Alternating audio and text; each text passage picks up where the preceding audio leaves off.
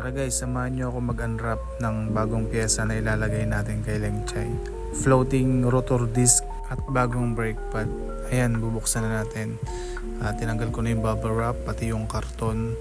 Yan pala yung Del Cubic floating rotor disc na galing Indonesia pa, in-order ko yan sa Orange App. Ayan no, napakaganda. Meron siyang kasamang bracket at yan si Lengchay nung wala pa siyang rotor disc.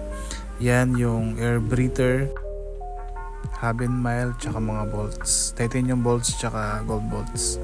Naka-Jeren mags pala yung motor ko. At ito naman siya nung kinakabit ko na. Medyo minamadali ko na yan kasi hapon na.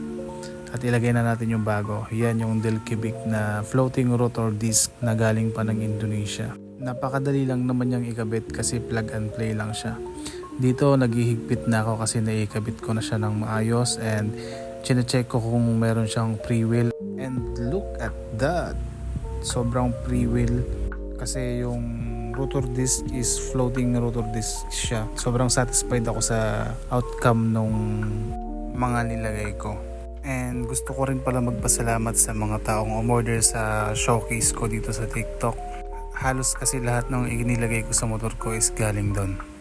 And ito na siya nung nailagay ko na no. Bibigyan ko kayo ng maiksing montage para makita ninyo kung gaano kaganda.